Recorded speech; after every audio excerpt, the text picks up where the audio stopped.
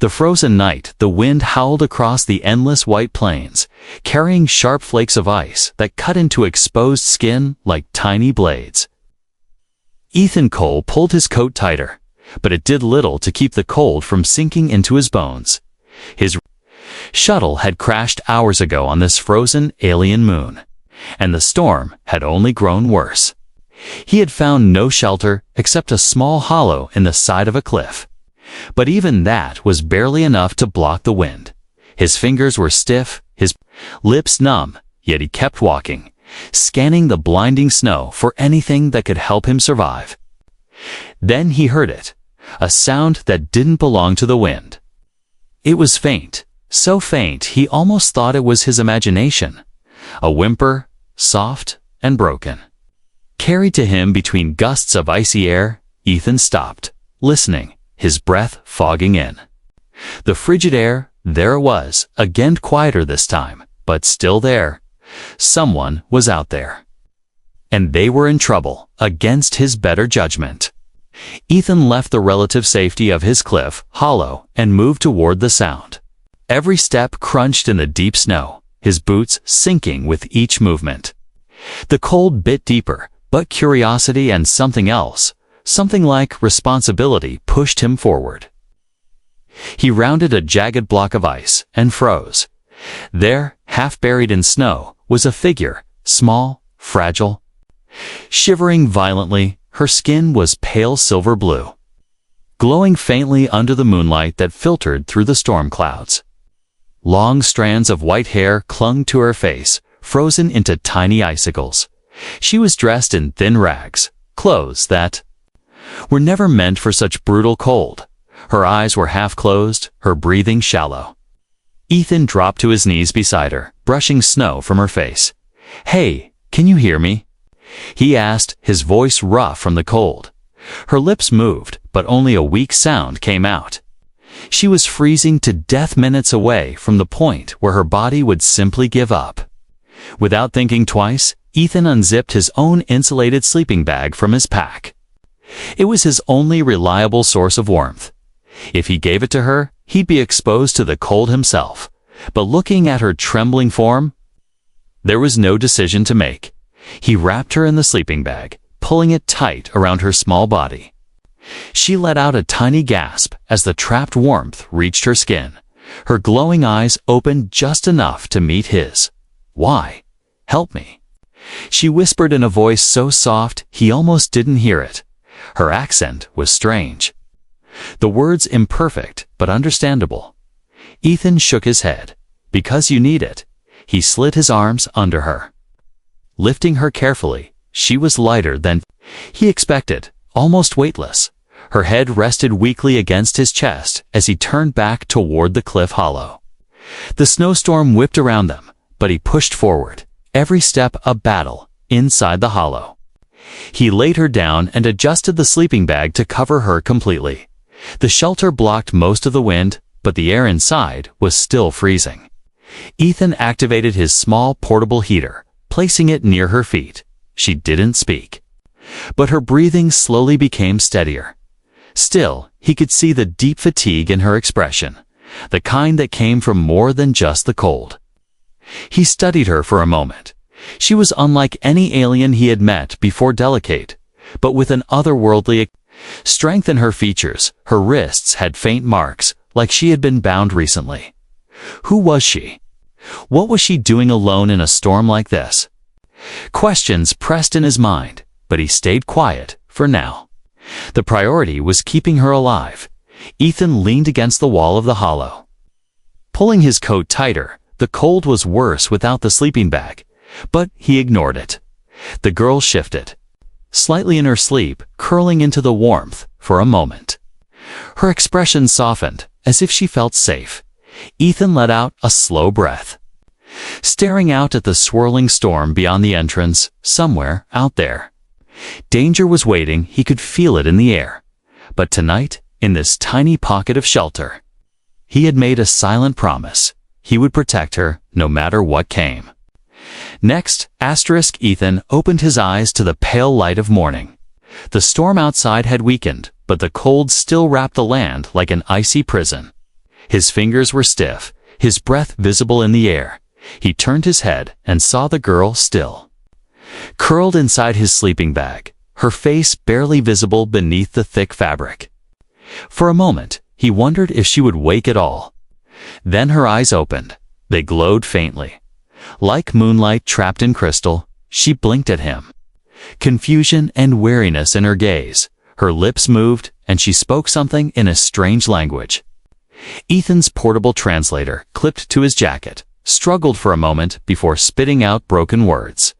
"Who are you?" Ethan leaned forward, keeping his voice gentle. "My name is Ethan Cole. I'm just a traveler. You were out in the snowstorm. You would have died if I hadn't found you."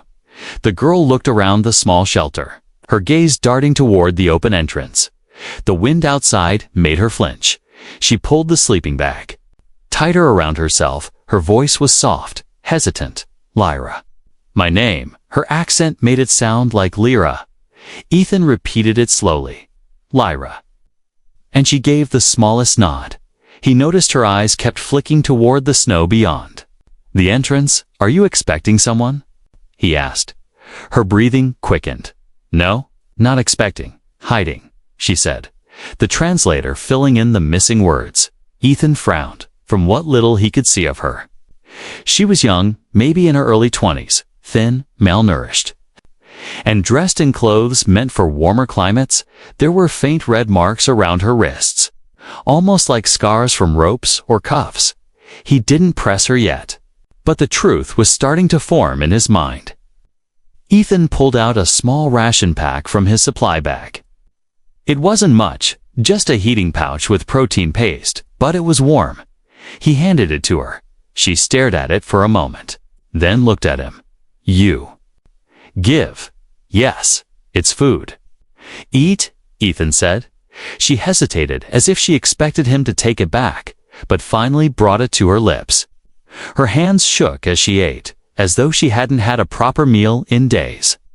After a few minutes, she spoke again, her voice barely above a whisper. "You." "Human," she said slowly.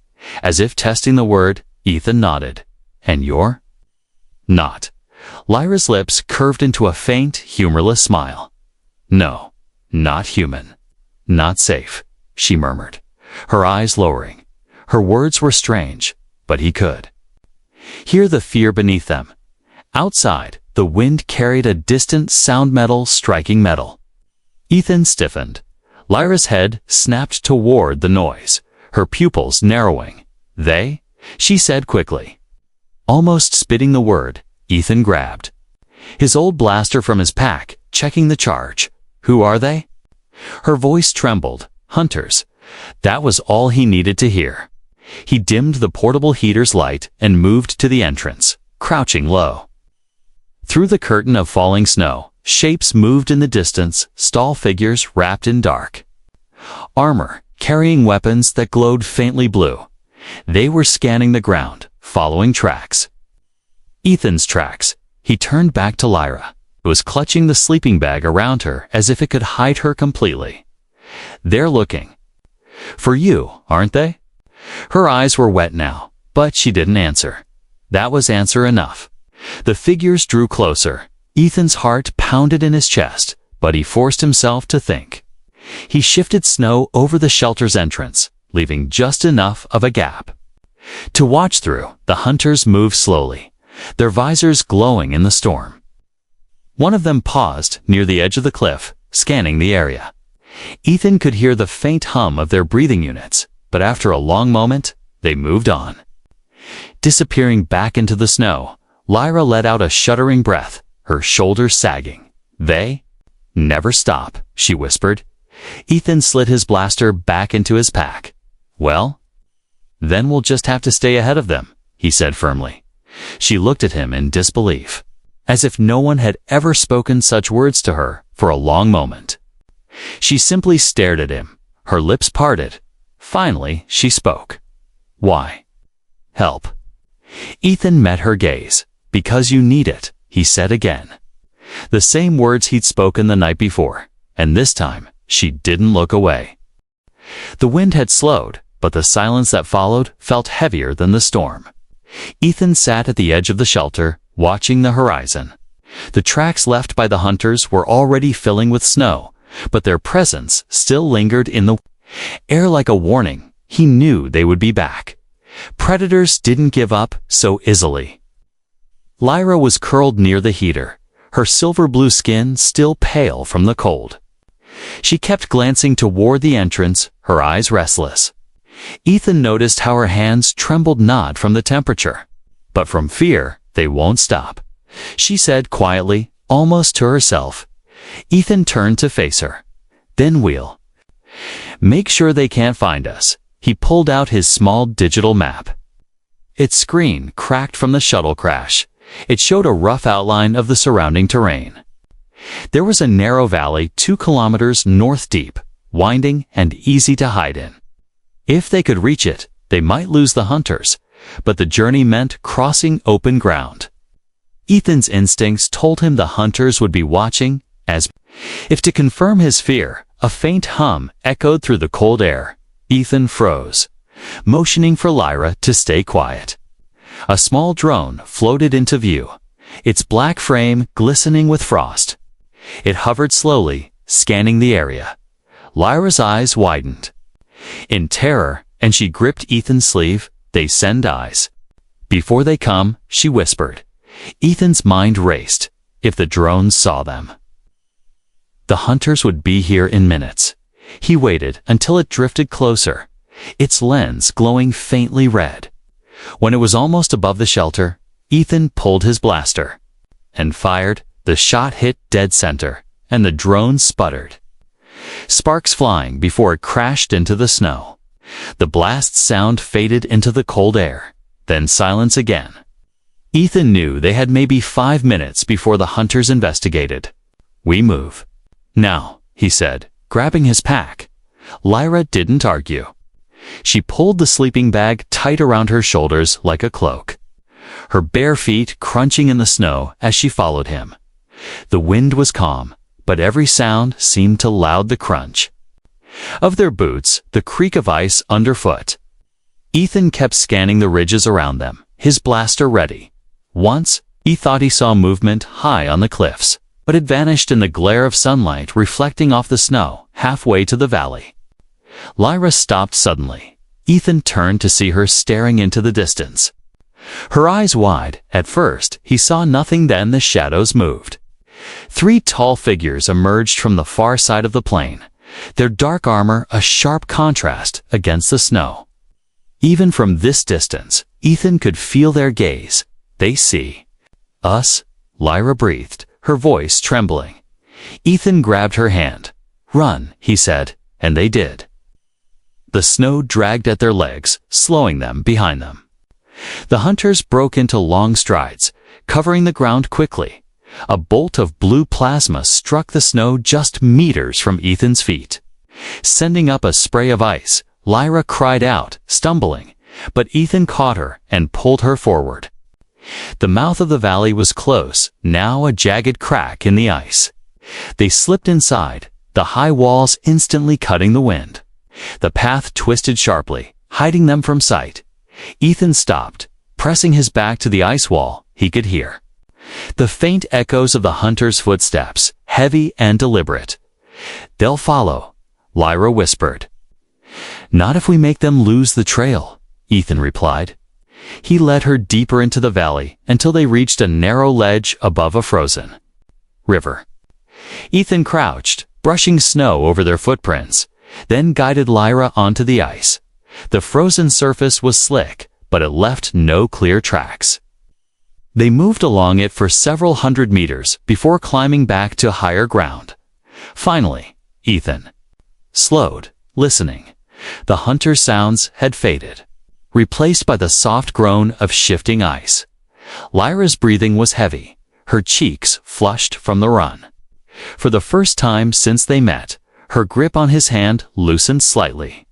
You keep me safe, she said, in a voice that was half wonder, half disbelief. Ethan glanced at her. That's the plan. But even as he said it, he knew the danger wasn't gone. Somewhere in the white silence, shadows were still moving. And sooner or later, they would find them again. The valley walls rose high on both sides, blocking most of the fading sunlight. The shadows stretched long across the frozen ground, making the air colder than before. Ethan and Lyra had found a shallow cave near the base of an ice cliff. It's just big enough for the two of them to sit inside. It wasn't much, but it kept them hidden, and for now, that was all that mattered. Ethan set the small heater between them, its faint orange glow casting soft light on Lyra's silver-blue skin. She sat with her knees drawn close, the sleeping bag wrapped tight around her shoulders. Her eyes stayed on the cave entrance, as if expecting the hunters to step inside at any moment. "They're still out there," she said quietly, her voice barely above the sound of the wind. Ethan nodded. "I know. That's why we stay put until it's safe." The cold seeped in despite the heater.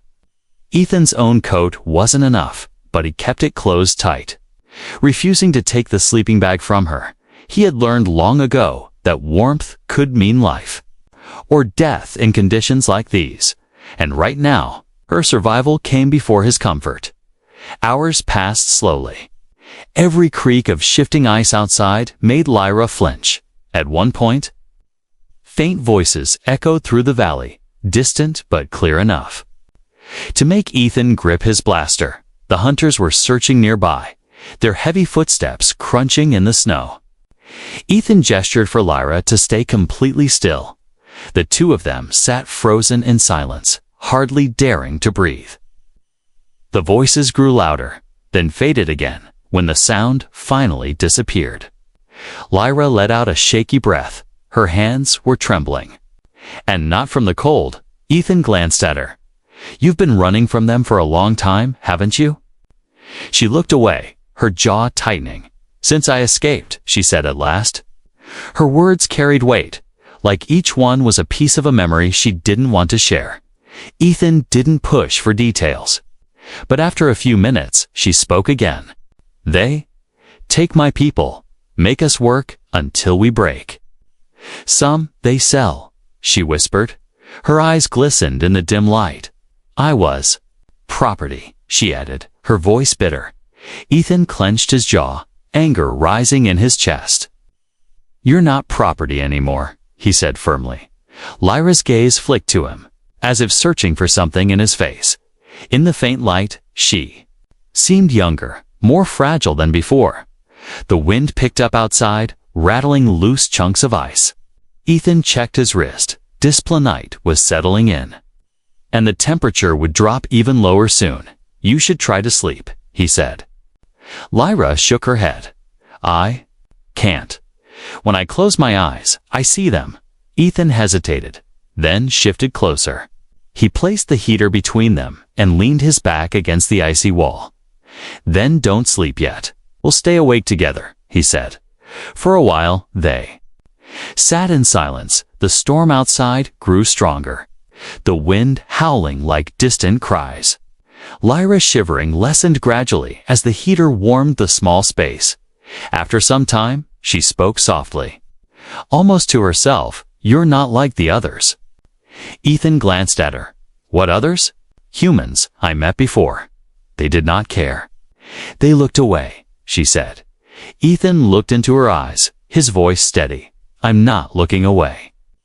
Her lips curved into the faintest smile, a rare expression on her usually guarded face. Slowly, she shifted so her shoulder touched his. Ethan felt her relax, just a little, as if for the first time since they met. She believed she might be safe. Hours later, the wind outside still howled. Ethan forced himself to stay awake, keeping watch while Lyra finally drifted into sleep beside him. Her breathing was slow and steady now. At one point, she murmured something in her own language, the translator quietly turning it into words. "You are my safe place." Ethan froze at the sound, the weight of those words settling deep inside him. He glanced toward the cave entrance, somewhere in the darkness. The hunters were still searching, but here, in this fragile pocket of warmth, Ethan made himself a promise no matter what it took. He would get her away from this frozen moon alive. Morning came with a faint silver light spreading across the ice. The storm had passed. Leaving the world silent, too silent, Ethan stood at the mouth of the cave, scanning the white expanse beyond the valley. No movement, no sound, but he knew. Better than to trust the calm, hunters liked to wait until their prey thought it was safe. Lyra stirred behind him, pulling the sleeping bag tighter around her shoulders. Her eyes still held the shadows of the long night. "They'll come again," she said softly. Ethan nodded. "That's why we're leaving now." He heated the last of his rations and checked his blaster. The charge was low, but it would have to do. The map showed a narrow pass beyond the valley that led toward a frozen canyon. If they could reach the canyon, they could follow it to his emergency beacon. Once the beacon was activated, his crew might still pick them up. They left the cave and moved quickly, the snow crunching under their boots.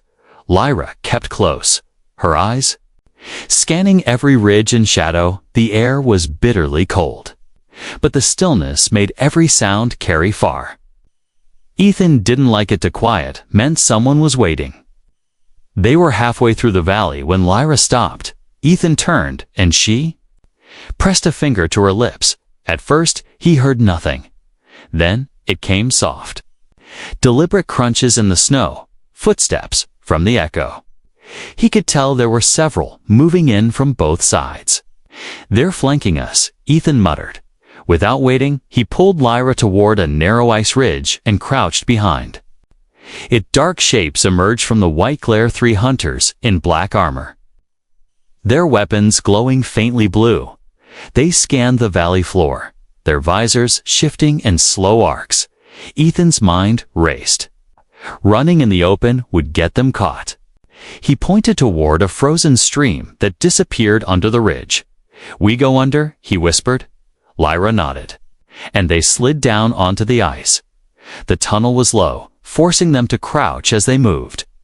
The cold bit into their skin, but the ice walls muffled the outside sounds.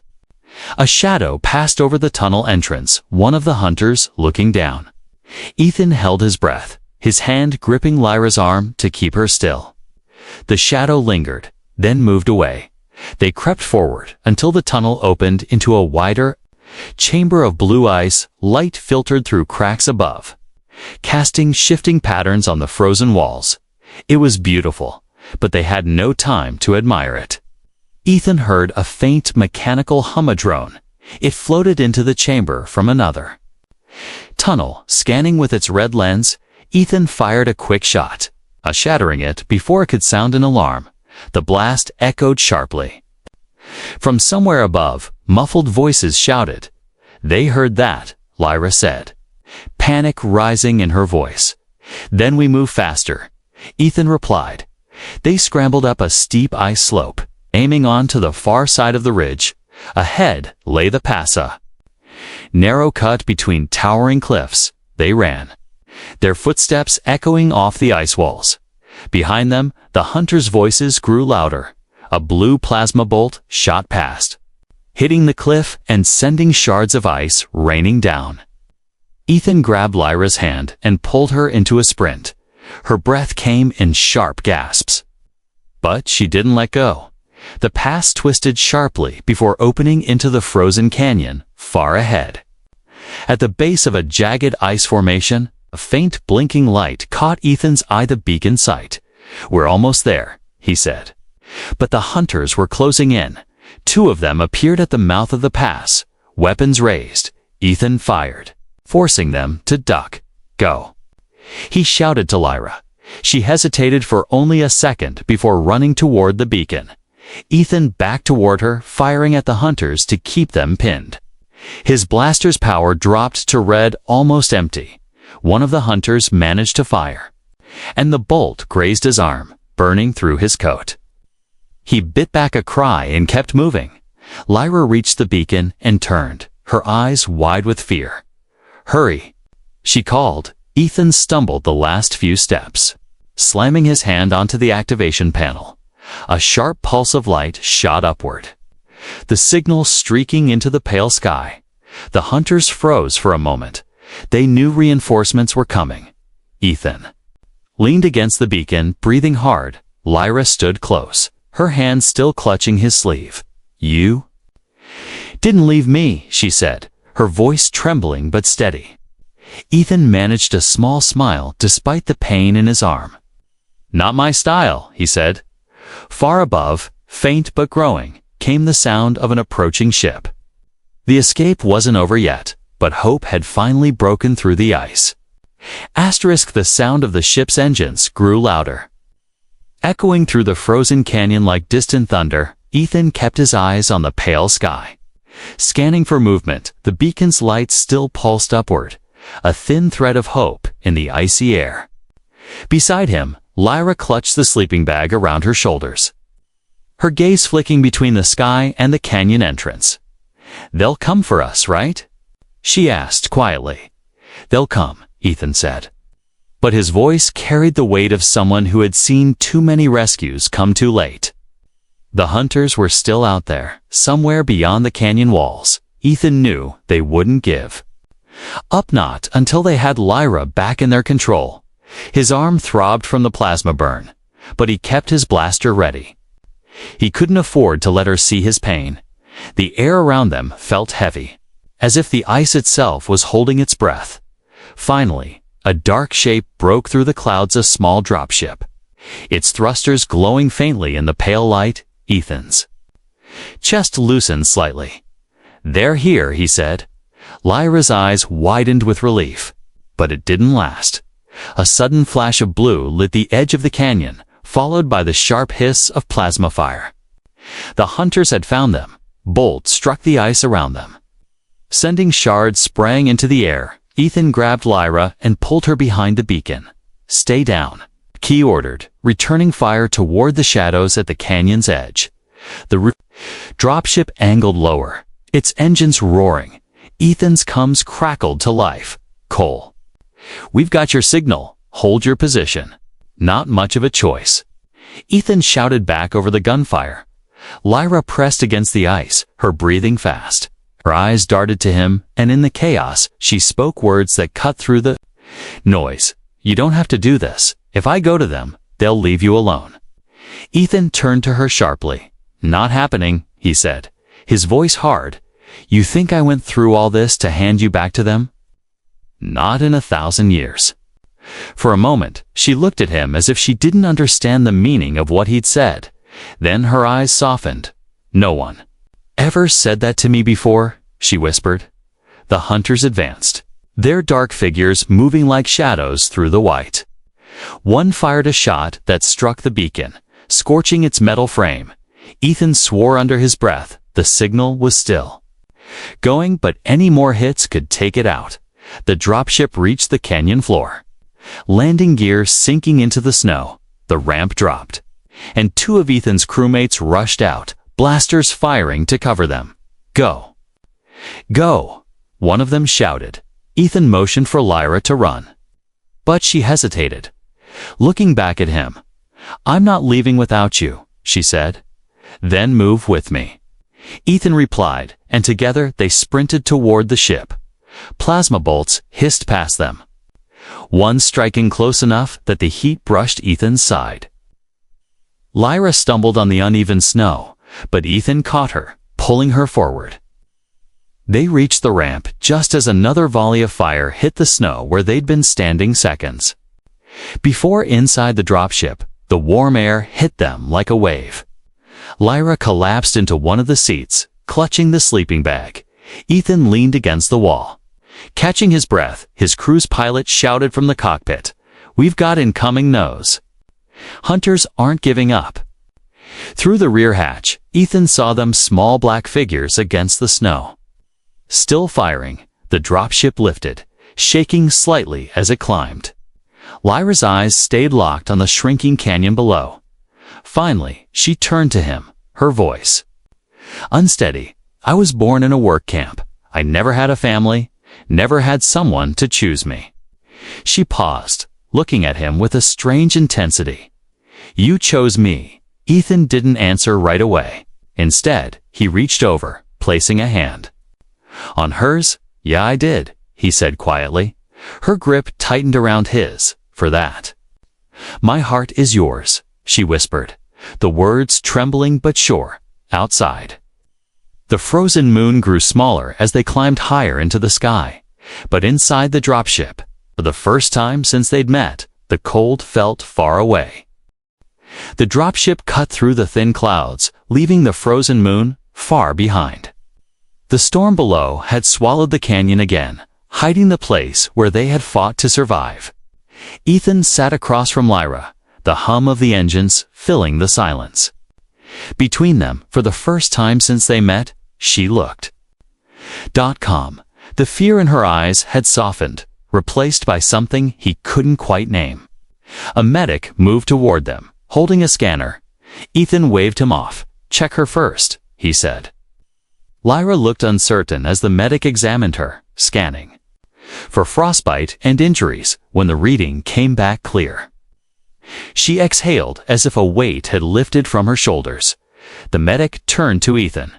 "Your arm needs treatment now." Ethan shrugged. "It can wait," but Lyra's voice was firm. "No. Help him." The medic smiled faintly and began tending to the plasma burn on his arm as the ship pushed deeper into space. Lyra shifted closer. She still wore the sleeping bag draped around her like a shield. Her voice was quiet, but steady. "When you found me, I thought it was a trick." Ethan raised an eyebrow. "A trick?" She nodded. "Kindness doesn't happen in my world, not without a price."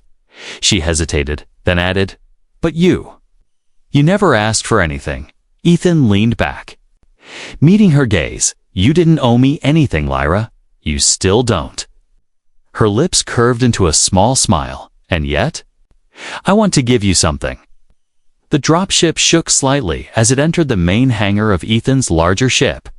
The ramp lowered, and warm yellow lights spilled inside. Crew members moved toward them, curious, some surprised at the sight of an alien woman with their captain. Ethan ignored their looks, guiding Lyra down the ramp. "This is home," he said simply. Lyra's eyes scanned the massive hangar, the polished metal floors, the hum of machinery.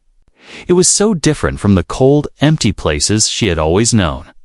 "Home," she repeated softly, tasting the word as if it were new to her. The crew gave them space as Ethan led her through the corridors toward the medbay. She walked close beside him, almost as if afraid he might disappear if she let go. When they reached the medbay, he gestured toward a seat, but she shook her head. "I'm not leaving you," she said, and she stayed while the medic finished, wrapping his arm later in the quiet of his quarters. Ethan set a fresh blanket on the bunk. "You can rest here," he said. "It's warm, and you'll be safe." Lyra stood by the door, her expression unreadable. Finally, she stepped forward, placing the sleeping bag, the one he had given her, on the bed. "This saved me," she said, her fingers brushing the worn fabric. "But it's not the only thing you gave me." Ethan tilted his head. "What else?" She looked at him, her silver blue eyes glowing faintly in the soft light. "You gave me my life back," she said, her voice carrying both gratitude and something deeper. She took a slow step closer. "And you have my heart." Ethan was silent. For a moment, the weight of her words settling over him. He wasn't a man used to grand declarations, but this one felt different. It wasn't just gratitude. It was trust. The kind that could only be born in the harshest of trials. "You don't have to say that." He told her. "I want to," she replied without hesitation. She reached out, her fingers brushing the back of his hand. "For so long, I thought I was nothing. But you saw me, even when no one else did." Ethan's chest tightened at her words. He thought back to that night in the storm, to her half buried in the snow, her voice weak as she asked why he had helped her. He had given her the simplest answer then, and it was still the truth now, because you needed it. Lyra smiled faintly. "Then, let me give you something you need," she said softly. She took his hand fully now, holding it with both of hers. someone who will never leave you. The hum of the ship seemed distant in that moment. Ethan didn't answer with words. He didn't need to. The look they shared was enough to seal the promise between them. Outside the viewport, the stars stretched endlessly. 1,000 worlds waited, each with its own dangers. But for the first time in a long while, Ethan knew he wouldn't face them alone. And for Lyra, the cold was no longer something outside in the snow. It was only a memory, far away, replaced by the warmth of the man who had chosen her.